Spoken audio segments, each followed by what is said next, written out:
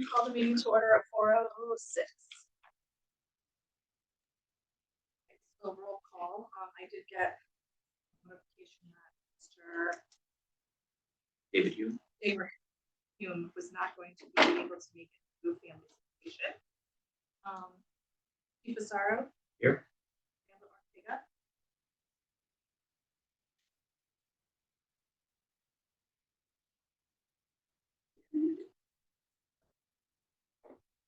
Mute.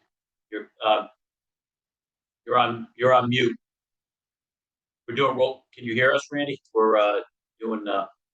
Yes, sorry. Okay, here. I'm Dana Bartlett. Here. Christoph Cohen. Here. Joseph Brill. Here. And Karen Morton. Here. Approval of the minutes. Discussions about the minutes. The motion makes. Second. Both sets or there's two? Yeah. Okay. Favor aye. Aye. Aye. You all approved them? Any abstentions?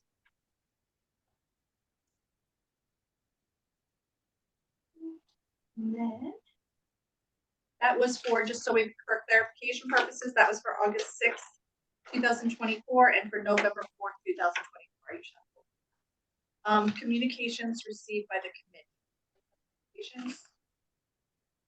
I have a few things, but I can wait till the end for those. One of the kind of communications. Maybe we can I think I probably already a little bit. I think officer, I don't know, I don't want to say officer use.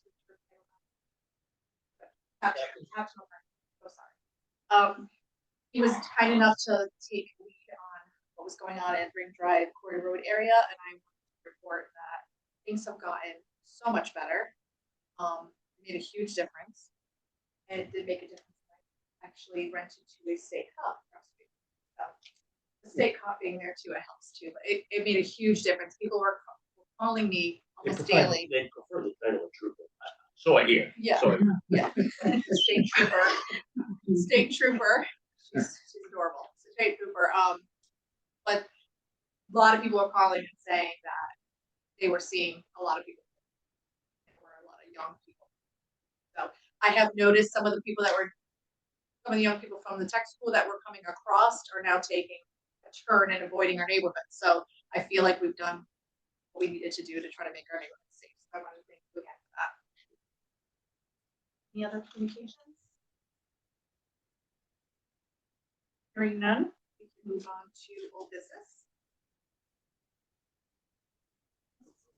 yeah, the old business. Only thing that I would really like to especially for Dana, because she has been an advocate of wanting us to do a coffee or something. I really would love to kind of nail down a date for us to do either a coffee with the committee and the police. Possible? Sure. I I don't know if we have, Dana, is that something you want to do in concert with Coffee with a Cop, or is it something independent of that? It makes no difference to me. I just think it would be nice if we did it at the community center. So because that's definitely getting a lot of use, and it's within walking distance to those who are close at hand as well. If it's okay with the chair, what we can do is we can set something up, and I'll ask our community policing folks to help out with that, and we'll socialize the date with the committee, and then we can figure out what a good time would be to do it. All right. Perfect. Thank you. And then on to new business, review of 2024 civilian complaints. The Chief Gately's going to handle that. Yes, if you would.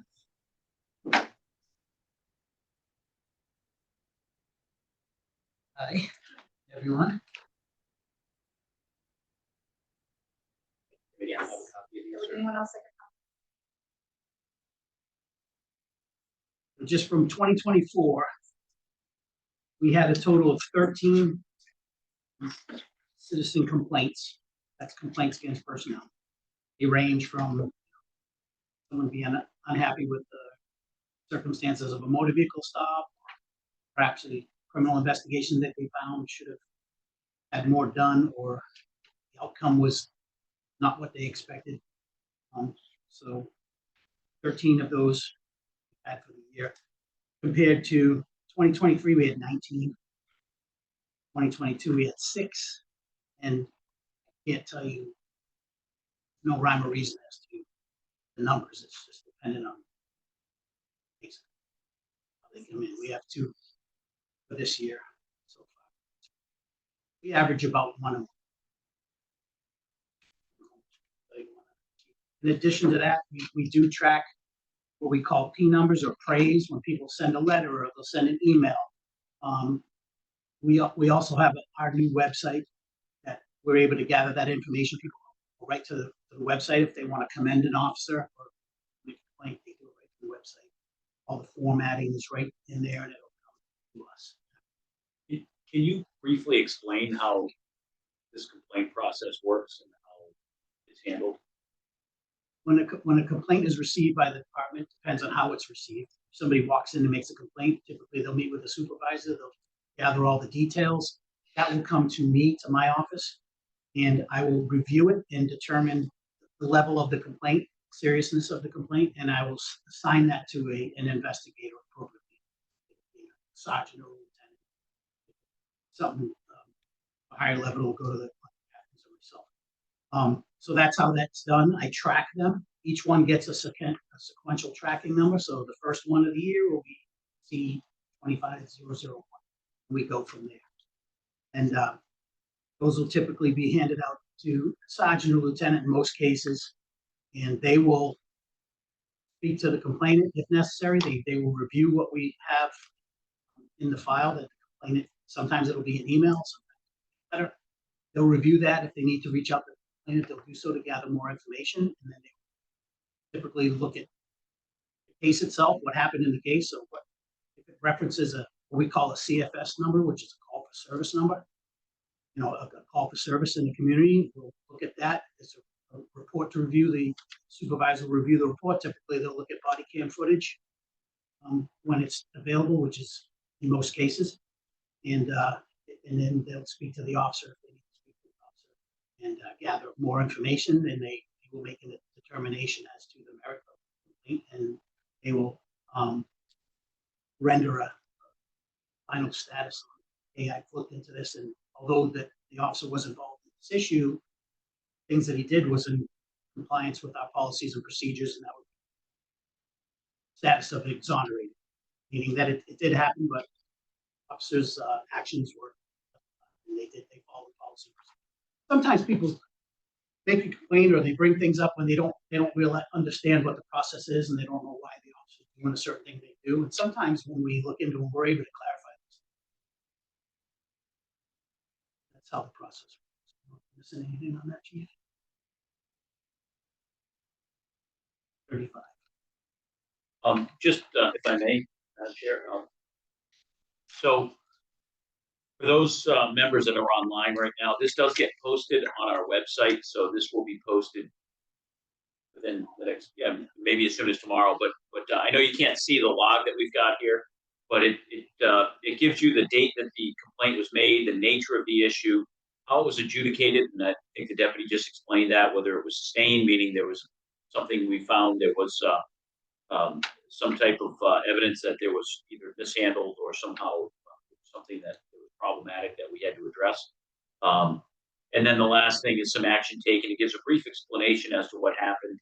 And as he indicated to you, it usually is a pretty detailed review by a supervisor that includes body-worn camera footage. So, just to go down the list real quick, unhappy with an investigation, missing piece of jewelry, officer actions at a traffic spot, officer handling of a complaint, claims several procedural violations when an officer arrested them that was unfounded. And this one claims an officer just touched a private area during a search that was completely exonerated, and there was a lot more to that story, as you might imagine, and it gives a little brief synopsis and the action taken, unhappy with the motor vehicle stop. That's a consistent complaint that we get. Nobody really likes getting stopped by the police, and certainly don't like getting traffic tickets. And unhappy with or claim the person was sent for an emergency evaluation instead of being arrested. Again, another unhappy with the See, traffic. they said they should have been sent. Oh, for should have, an I'm eval sorry. Instead of being arrested. In this case, that was a domestic violence case. There was probable cause to make an arrest, and we did not have the information necessary to send them for a psychological. In reverse. There's documented claims of a citizen's damage to property. Received, someone complained they perceived an officer to be speeding. And this one's handling of a criminal complaint and felt an arrest should have been made. And then some information surrounding the circumstances of the arrest. Again, it shows how each of these were adjudicated in a brief synopsis. So what I would also like to highlight is our supervisors.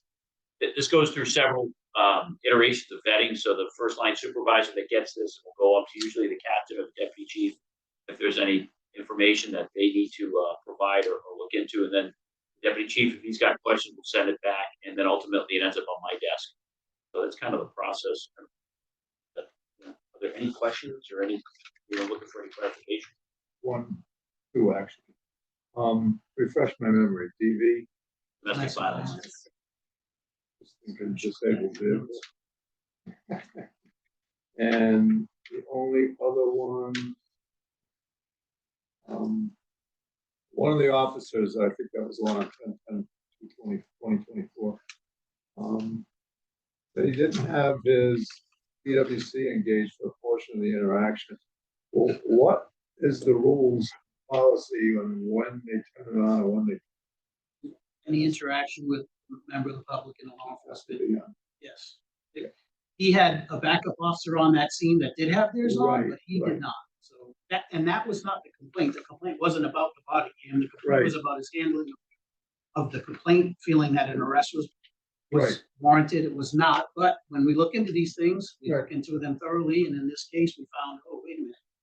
Yep. This officer B had his camera on, but officer A did not for his Right. interaction. Therefore, we had to Okay. take corrective action. Oh, is that camera on while he's driving around the cruiser?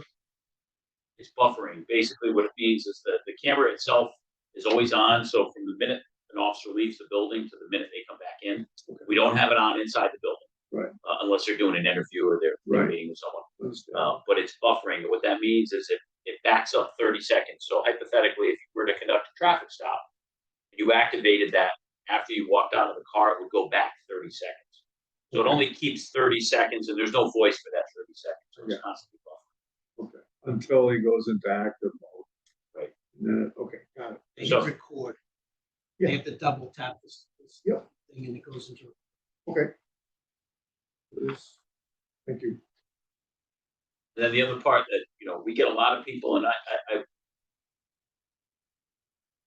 don't know that we track it as comprehensively as we should, only because we do get a lot of letters of appreciation, a lot of praise. They always go to the deputy chief, but it's not uncommon for someone to call during the middle of a shift or just say something that really never makes it to his desk. Yeah. So these are just the praise, letters of appreciation and praise that we get that have made it.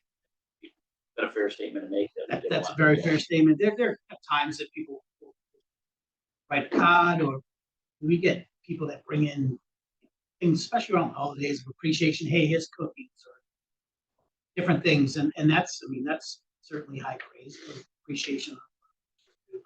And some of those probably don't get captured.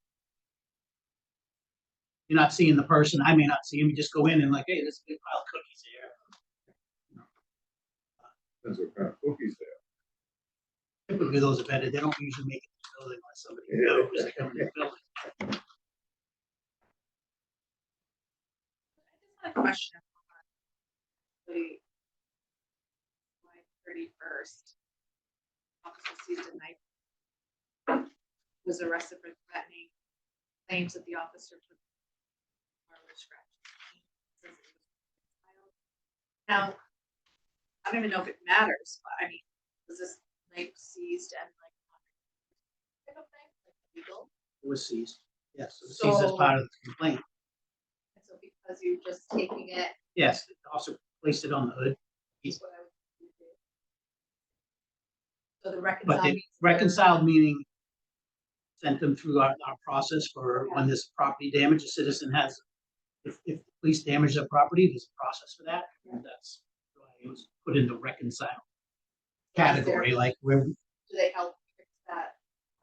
depending on what, the situation? yes, it has an insurance aspect to it, and depending on what they find. You can imagine this, we had to provide a lot of information, a lot of footage, things we haven't seen, for them to do their own vetting process, determine, hey, are we responsible for this, or is there even damage? Yeah, and so like when it says reconciled for you guys for your students, that like a, it's better than obviously unfounded. No, it's an actual category. Worse. Reconciled is a category. Yes, okay, so that's kind of like, I shouldn't say it has a negative. It was reconciled, it's not as bad. You guys. You're trying to say in the Like, spectrum of yeah. the good, bad, I would Yeah. say it's neutral. It's kind of a neutral Okay, thing, okay. yes. Not like it's a sustained thing. It's like, yeah, we bounced that thing right off the hood and there's Okay. definitely a scratch. It's not that type. They show me where the, Yeah, Yeah, there's no indication of misconduct or malfeasance on the part of the officer. and you said all of the praises is also online? That's great. What did I go into effect? That was us talking about. This is, uniform complaint policy has been around for a number of years. We've been posting them online since at least 3 or 4 years, maybe longer. Maybe it's longer than that. 2014. Uniform. Good state.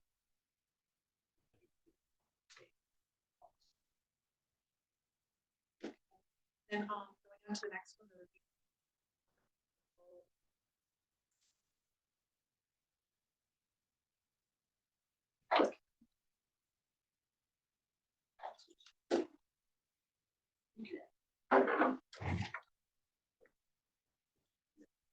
Mine. Can probably pull it up. I'm gonna try and get this. This is a PowerPoint presentation. I'm gonna see if I can get this onto the screen.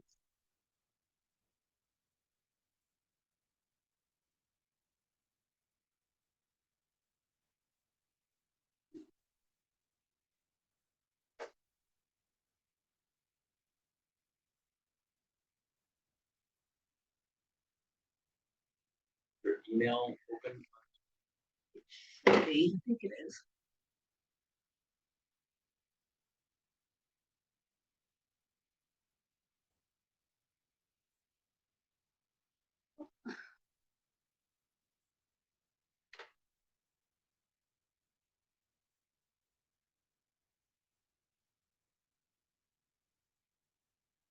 G.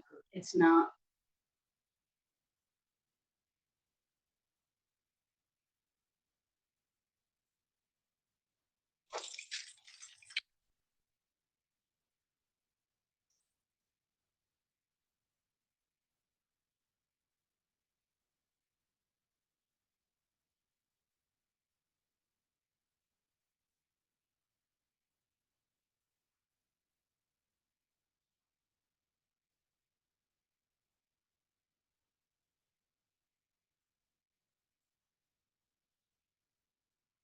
I'm sorry, it doesn't look like we'll be able to pull it up on there.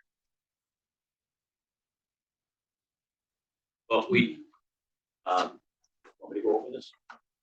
So we've got a document here, and I'll maybe we can email it out to you folks to those who are on the call. I'll ask Jeannie afterwards to send you both of these documents. In fact, Jeannie, maybe it would be easier if you sent it to the committee right now. Right now? Let me do that right now. And then they'll be able to follow along, and maybe if we have the complaints too, we don't have now to do that. So, we're required annually to report to the state of Connecticut use of force incidents, and it has to fit into certain categories. And this is relatively new. if they go to the Office of Policy and Management, but we do a robust vetting process, and those of you who've been on the committee for a couple of years now have probably sat through this before. I've had Officer Wilsick come in and explain that. We have a use of force review team. That use of force review team consists of a lieutenant, an officer, sometimes a sergeant. It depends on who's involved, but it's always those two and maybe one other. Officer Wilsick takes the lead on it. He's received extensive training on this. He's gone to what's called, it's kind of I would say it's even beyond the industry standard. It's called Force Science Institute. You can look it up. They do a lot of incident examinations. There's a training that we sent him to a couple of years ago. In fact, he's going through training right now with Force Science Institute under their advanced training module. So he does this. They do a very detailed analysis of any use of force that our officers are involved in. And for sake of expediency, I can go over what that is, and hopefully any second now you should be receiving an email from Jeannie Vislavsky that has this, and we'll certainly include this with our packet. But it explains the use of force standards on the first page of it, and it follows Connecticut General Statute 7-282 Echo, which is what we adopted in 2024. So all of our reportable uses of force are outlined in here. And what that means is what we have to provide the state under the law. We got the document. You do have it? Yep. Great, perfect. So if you follow along with me on this page, you can kind of look at that quickly. And certainly if there's any other questions, I'm happy to try and entertain them. Reporting requirements for the state of Connecticut. So under that statute, and I'm on the second page of the slides, it's when a police officer witnesses another police officer use what the witnessing officer objectively knows to be unreasonable, excessive, or illegal use of force, or is otherwise aware of such use of force by another police officer.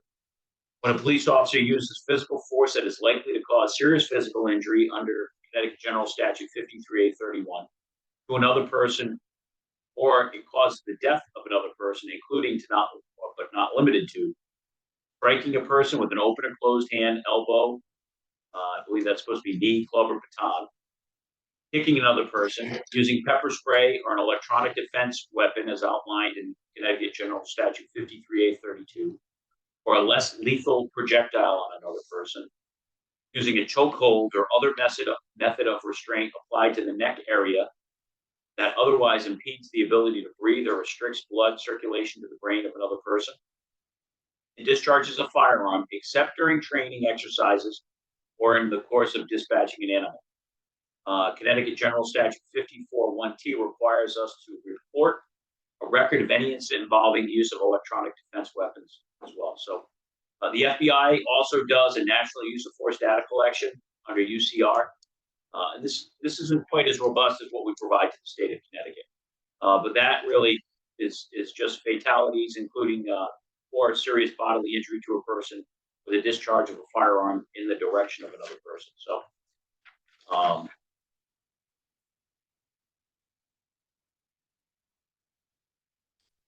if I could call your attention to the first graph on there. So in 2024, we had over 33,000 calls for service. That's everything that our officers went to. Everything from a motor vehicle accident to an animal call to burglar alarm,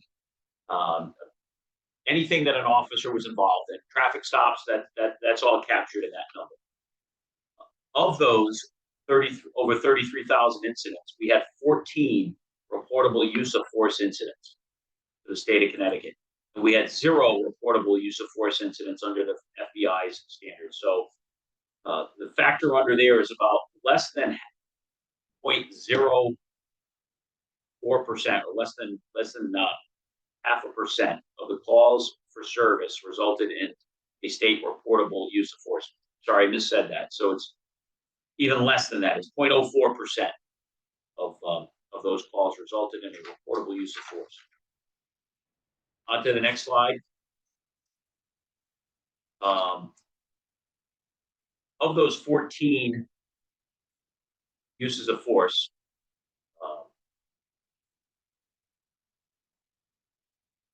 trying to look at Officer Wilson. Unfortunately, Officer Wilson couldn't be here tonight. I'm going off of his slides. calls for service versus arrest versus reportable use of force incidents. Again, that's at 33,000 total calls for service. There was about just over 1,000 arrests, 1,036 arrests. So approximately 3.1% of the total calls for service resulted in an arrest. So just over 3% of that 33,000 led to an arrest. So that's again a very small percentage of those interactions. Onto the next slide. This kind of breaks it down. So the note at the top says more than one type of force may have been used in one incident. So 10 times during the course of the year did our officers point a firearm in the direction of another individual, did not discharge it, so no one was shot. There was no discharge of the firearm. 4 incidents resulted in the discharge of a conducted energy weapon, which is a taser. So a CEW is a taser, and that means probes were deployed. So when a taser goes off, there's 2 probes that are deployed. Both of them make contact that conducts the energy, or it could be up close, what's called a drive stun, where the actual probes are touching the person with the device in the officer's hand. So of those incidents, 4 of them were discharges of a taser. We're also required to report the display of a taser. So if an officer uses their taser, they take it out, but they don't actually fire it, they don't discharge it, but it comes out, that is also a reportable use of force. And then there were 2 incidents involving strikes with the fist or hands. So again, 14 incidents, but as this indicates, more than one type of force may have been used in those types of matters by individual officers. On the next slide, it says officer and subject injuries. Total number of subjects in these incidents were 16. Subjects injured by a probe were 4. That means they were struck by probes from a taser. 0 subjects were injured other than that probe strike, and there were no injuries to officers. And then the next slide kind of breaks down the time of day when these occurred. And you can tell most of them are occurring sometime after midnight, between midnight and about 4 a.m., and then around 8 o'clock, and then 4 p.m. And then later on in the evening, maybe 9 o'clock at night. So this just kind of gives you an idea of when those types of use of force were done. The next slide tells the time of the year. So in March of last year, we had 4 uses of force. April, there were 2. July, there were 2. September, 3. And 1 each in October, November, and December.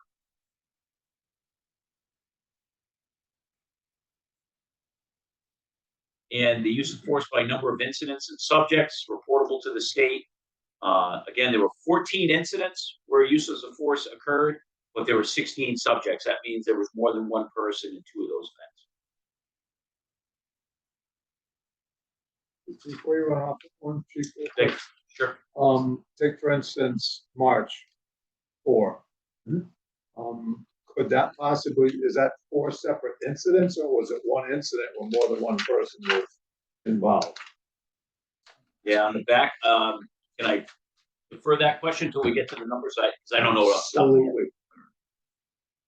And like the same thing with 3. I mean, you see multiple. I mean, it's Sure. not one incident. It's possible that they could have been Like a multiple bar brawl subjects, or something. And there was at the end of this report, it's all outlined by each individual incident. So onto the pie graph next. It shows breakdown by ethnicity. Over 50% exactly were white, non-Hispanic males. 6.3% white, non-Hispanic females.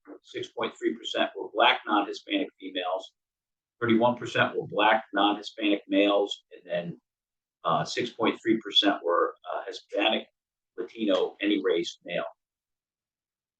So that just gives a breakdown in the demographics. And the next page, the next bar graph shows the number of incidents, again 14, and it shows where they occurred. 3 at domestic violence incidents, disturbances, motor vehicle stop, DUI stop, a threatening, all 1 apiece. 2 were during an incident where someone was in crisis, so a psychiatric type incident. 2 stolen motor vehicles, 1 for a wanted person and 2 for search warrants. So that's the breakdown of what type of incidents our officers were involved in when the use of force occurred. Again, the second pie chart, it just shows that in a different dynamic. So that just kind of gives you a pictorial representation of when the use of force occurred. Use of force by type of custody. So 10 were during an arrest, 4 were other actions taken, and 2 were for prees. And prees are 17A 503, which is basically a police involvement with an individual. We take them for an emergency committal, police emergency examination request. That's a psychiatric category where our officers can take someone to the nearest emergency. Next page is broken down by years of age, the age of the suspect. About 25% were individuals between 20 and 29 years old. 43.8% were for individuals 30 to 39 years of age. 18% was 40 to 41 years of age. And then it looks like it's older, 80 to 89, looks like 6.3%. We'll get into that. Unknown 6%. So we'll get into that. The vast majorities are of our individuals that we have uses of force with, as you can see here, are between the ages of 20 and their mid 40s. So that's the bulk of them. And then the next several pages give you a better outline of when that occurred, who was involved. So just going down the list, there were 2 individuals involved in an incident on the 1st of March of last year.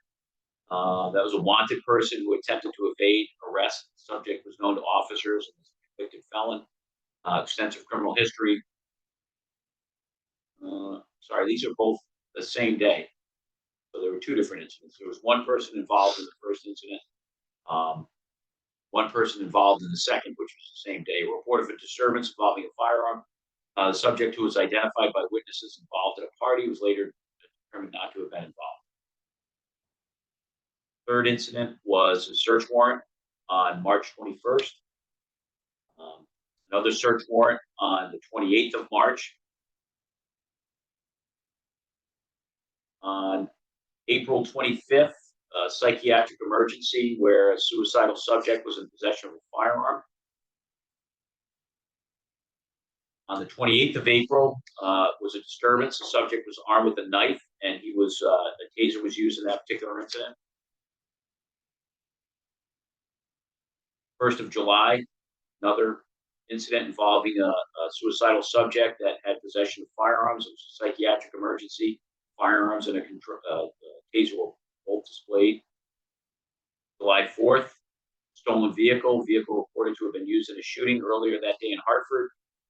Vehicle was seized. Our officers did display firearms at that incident. On September 1st, a motor vehicle stop. OUI operator that engaged the officer in a physical confrontation. The officer did strike them with the hands and fists. On the 14th of September, domestic violence incident. Uncooperative subject who was reported to have been pulled by the victim's hair pulled the victim by the hair before punching him in the face. The taser was displayed but not used. September 22nd, stolen motor vehicle again. The subject fled on foot prior to the officer's arrival. Located the subject in a basement near the residence. I remember that one. I was actually out to that one. Firearms and a taser were displayed. The officer was not combative. Was taken into custody when he was located in the basement of a house that he broke into. The 26th of October, motor vehicle stop. Suddenly backed their vehicle into a police cruiser. The subject was verbally and physically combative with the officer. Firearm was pointed at that individual. On the 7th of March, mutual aid assistance alleged for a domestic disturbance. The subject was verbally and physically threatening office. A taser deployment occurred there. And then on December 19th, during a domestic violence incident, a subject was reported to have choked the victim after striking the victim in the face. Again, another taser deployment. So that's a quick rundown. Sorry, did I address your? Yeah, you can see by reading through this that there were multiples and many incidents. Happy to try and address any questions that anyone has on this. I just had an observation. So there were instances where a gun was pointed, a firearm, but there was never a discharge firearm. Correct. You know, and quite frankly, in years gone past, this is something that was never reported. Right, the only thing that really you could gauge a metric on was if there was an officer-involved shooting. These are fortunately incidents where the officer, you know, utilized their firearm, drew their firearm, but didn't have to discharge it. Which, you know, fortunately, that no officer wants to have to do that. I think that has a lot to do with the whole de-escalation. I would agree, and I know our training staff does an awesome job with this stuff. In fact, our officers who do use of force training are now not just training our officers, but they've taken the lead for our regional police academy. So they do a phenomenal job. We're proud of their work.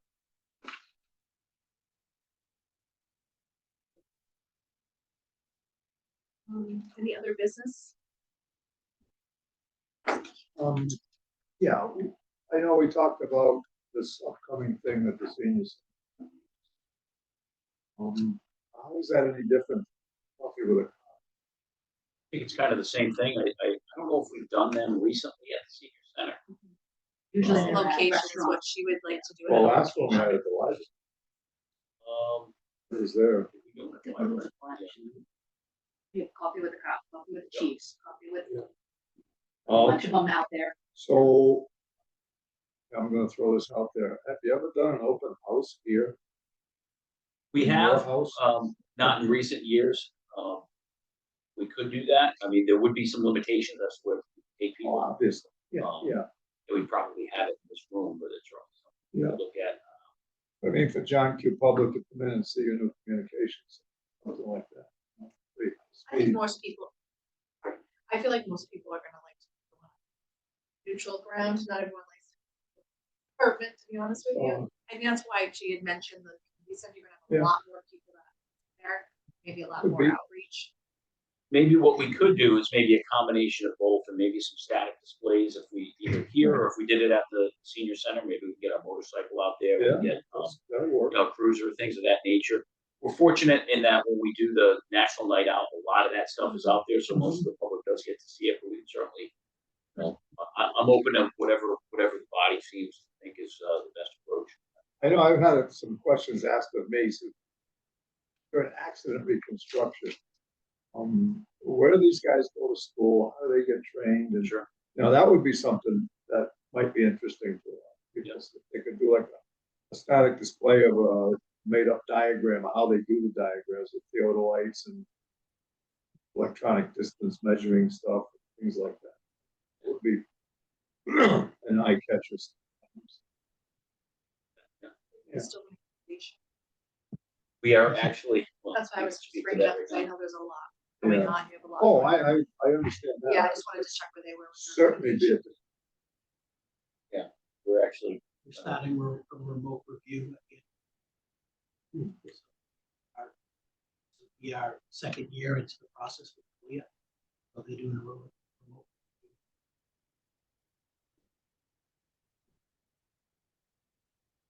Documents and policies. Yeah, we'll be busy. One of the things that I think would be really interesting is I know most people understand that police officers get hired, they go to the academy and everything else. I think one of the surprising things is when you post something about so-and-so has just graduated from some very prestigious training. I don't think the public is aware of how highly trained the officers in the department are and the types of training that they have, accident reconstruction, but there's so many other, Sure. it might be a kind of a interesting thing to compile at your leisure, a listing of He has so much. Yeah, but a listing of the types of training that officers have completed and all the different areas that they've specialized in, so that the public appreciates just how well trained people that protect them are. Funny you should mention that, because I know Deputy Chief Gately was working on something to that effect last week to kind of have a category. For 2-1, talking about it was kind of a form that has all that for each individual officer, so we can kind of easily research, because there's officers that have received a lot of training. Sometimes we almost, where it's captured in their training files, Right. but if you don't go through there and look for it, you tend to forget, right? Where it would be kind of a one-stop shop, I think that's what you were kind of. Put it in a location that all of our supervisors have access to, so they can see, okay, this officer's looking for this training, what have they been through? And just to be able to just click in the computer and scan through, oh, there he is, he's been through this, just to kind of get a gauge. It's like the chief said, a lot of those files are contained in their training files. There's no one has time to go through and actually thumb through all the certificates and see what kind of training. I want to have a central repository for all of that, so that our just really see that.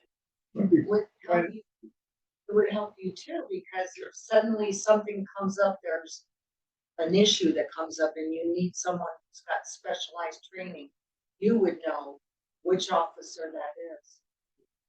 Maybe down the road, wireless, that's like improve it. Like you guys are kind of showing what our officers, what our department has to offer, and kind of maybe. That would be something good for show and tell, if you had a composite piece of paper, Spare time. We've got 14 officers that are certified, qualified, whatever it is, in firearms safety. The number of officers that are qualified to do accident reconstruction. You got a Marine unit, how many guys are qualified to operate the boat, things like that. I do believe that a lot is getting out there. I just actually we just bought just bought a building. Got some boots on the ground now. And we went to look at furniture, and the ladies that worked at Groton said she's moving back to Groton town because their police department is much more, people friendly, like they feel more comfortable here, they feel safer here. I'm like, use that because I have a meeting tomorrow night. So I do believe a lot of people hear something. And it's our job too to make sure people know what we're hearing in our meetings. So lots of But that would be kind of a nice composite document.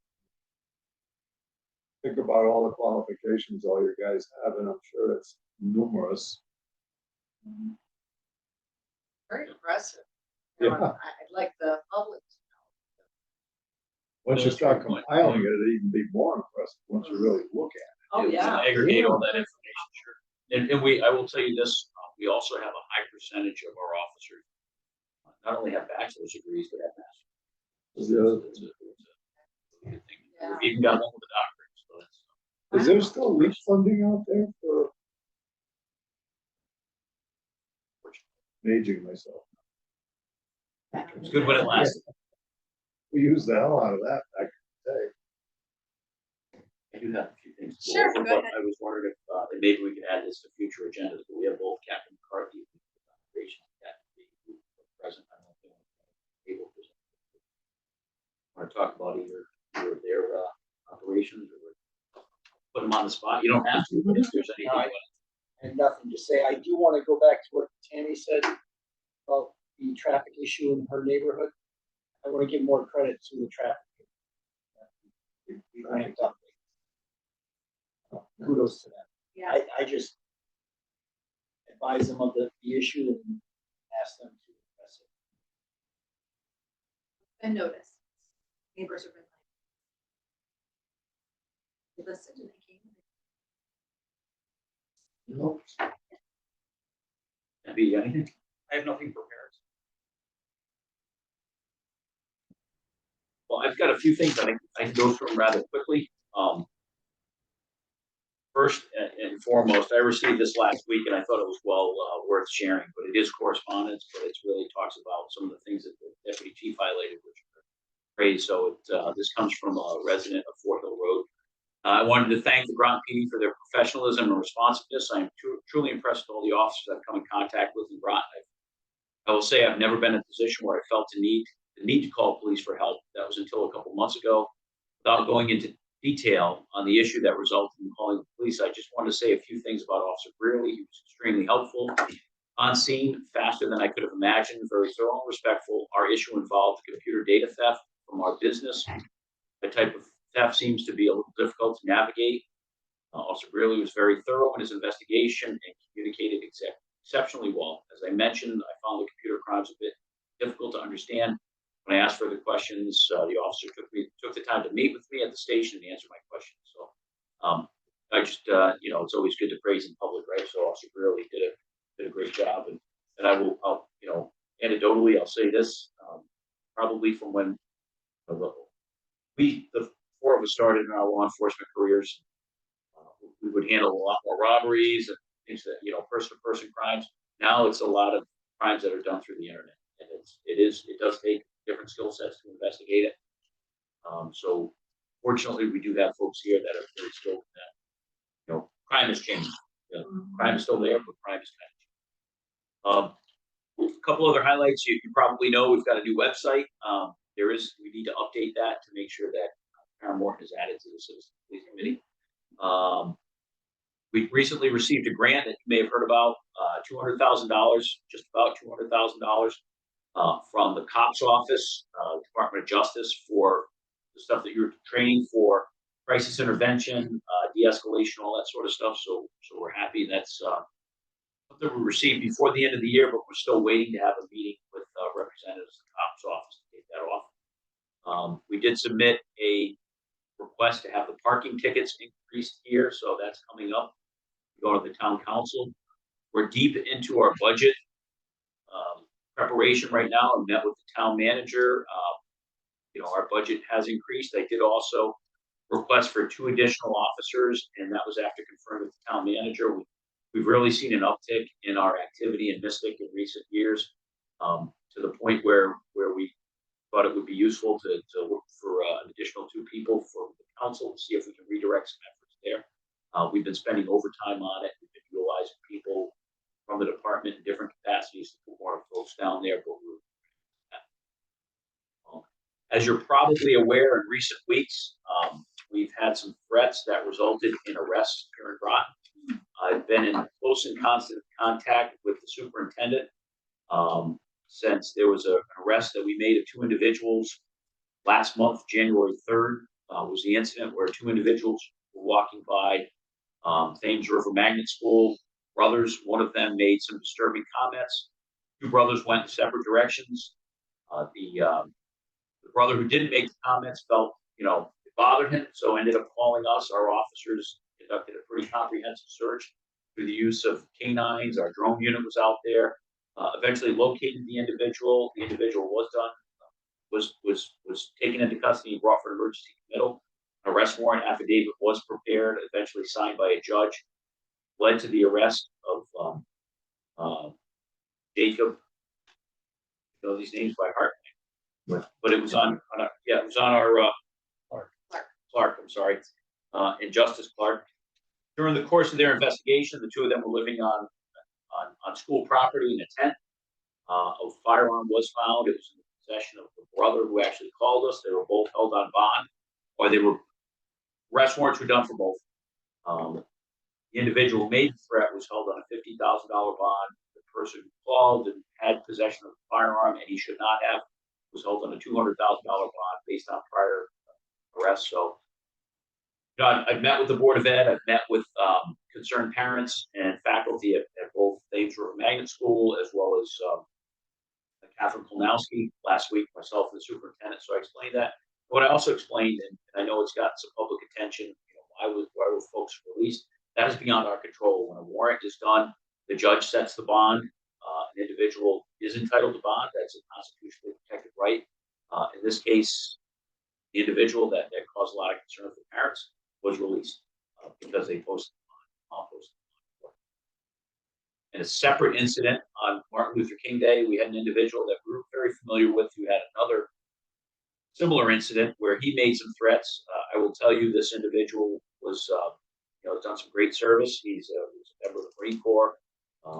He, has been dealing with folks in the Veterans Administration as well. Made some threats against some disturbing comments that eventually were resulted in his arrest. But he was also living on state property, which is the former Mystic Oral School. We did locate him there. He was taken into custody. These are all things that are publicly available on our website. There were news releases issued as a result of both of them. Another thing we did recently, you've probably seen this, is some unannounced tobacco and electronic cigarette compliance. So that was on the, that's one of our more recent news releases. I put something out about a couple of our officers that did a great job last year at the scene of a homicide on Aquatic Road. So they located the subject quickly after this and apprehended him. So officers Chomka and Kuzi were commended for that.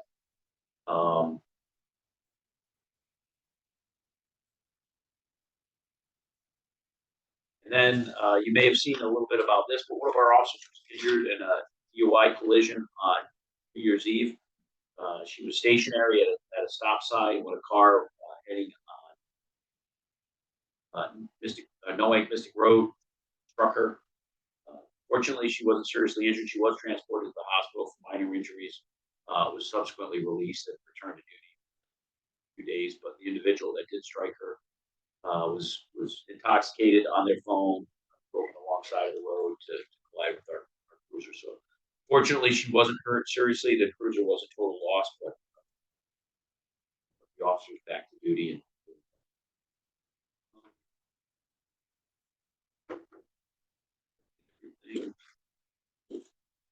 so those are just a few department updates.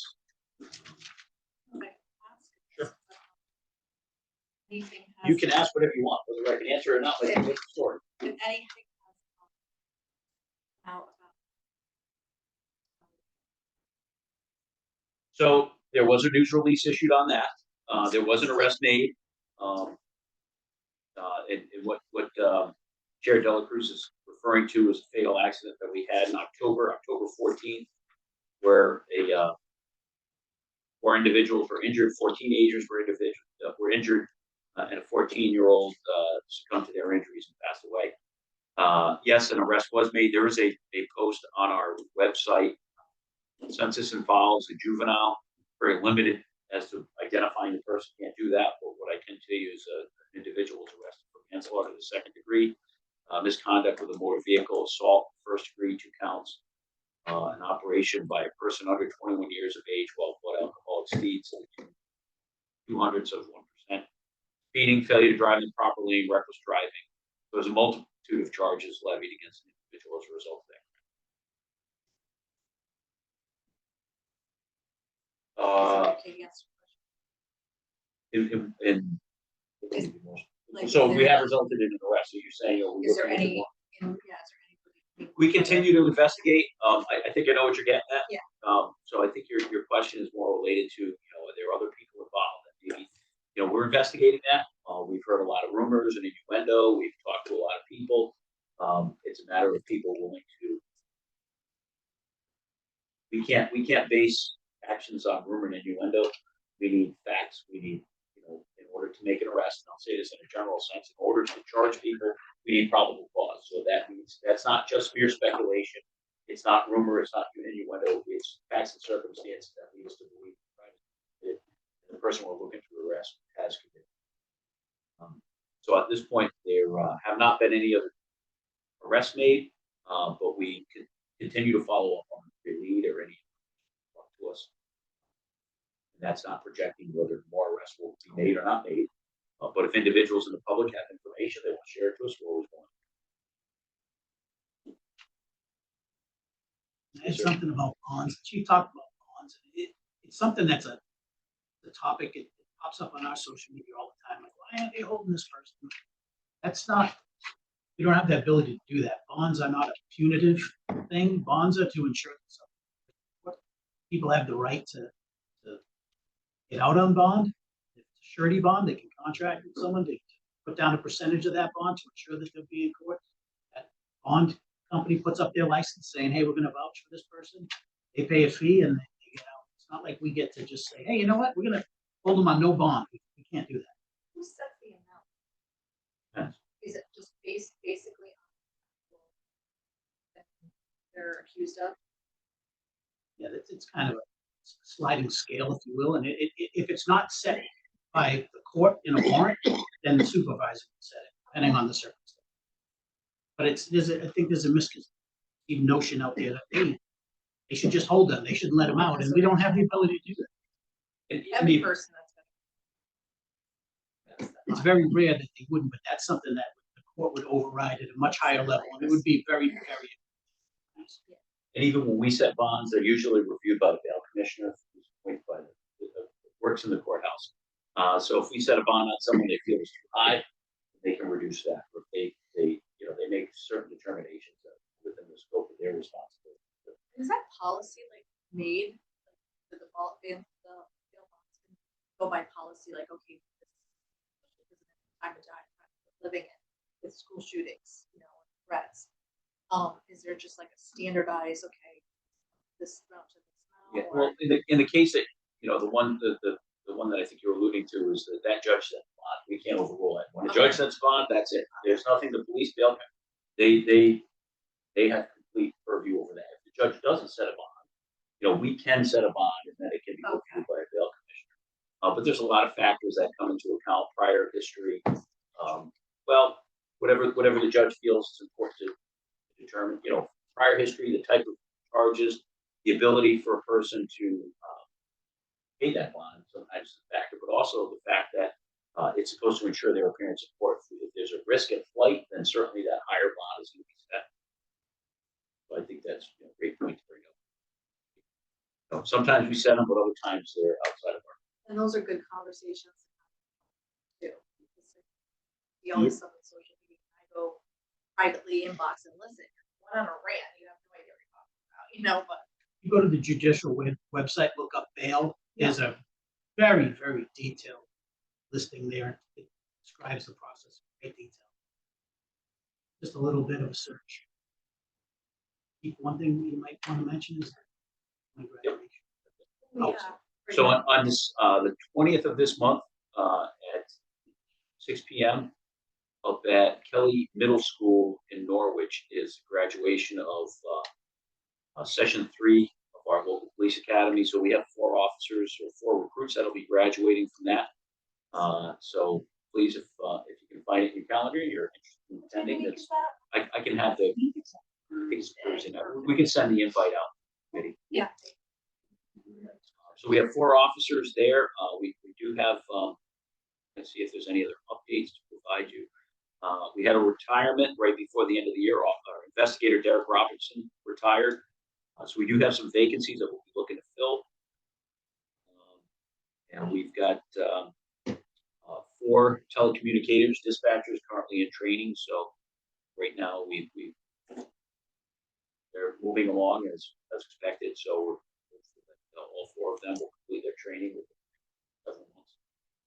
And then we'll look to bring on another 1 or 2. Where do they go for? They go someplace special for that training? We do it here.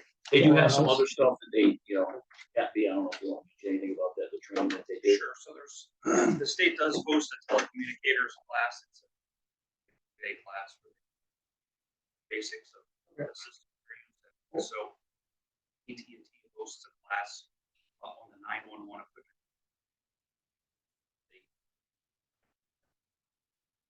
But in general, though, there's no academy. 90% of It takes about 6 to 9. Well, never takes 6, but it usually takes around 9 months. And the only other position we have hired recently a part-time community service officer who started last week. So we've got now 3 community service officers, and their tasks are help around the building and sometimes fingerprints, things of that nature, but they also do some parking enforcement out.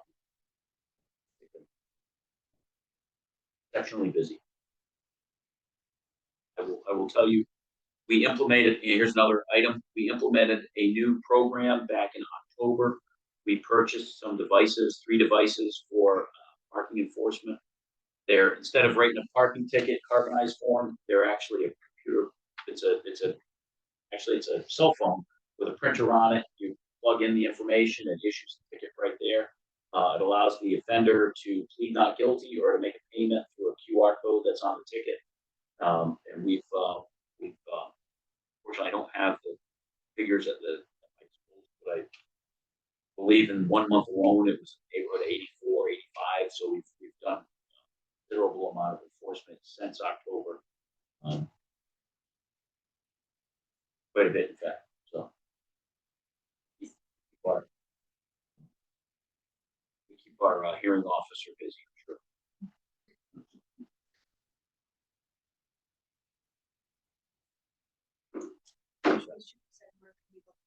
Well, you said I think the date was already set. 14th. April Before 14th tax day, at huh? 4 p.m. Yeah. Correct again? It's 4 p.m. work for everybody still? What date is that? April Monday. 14th.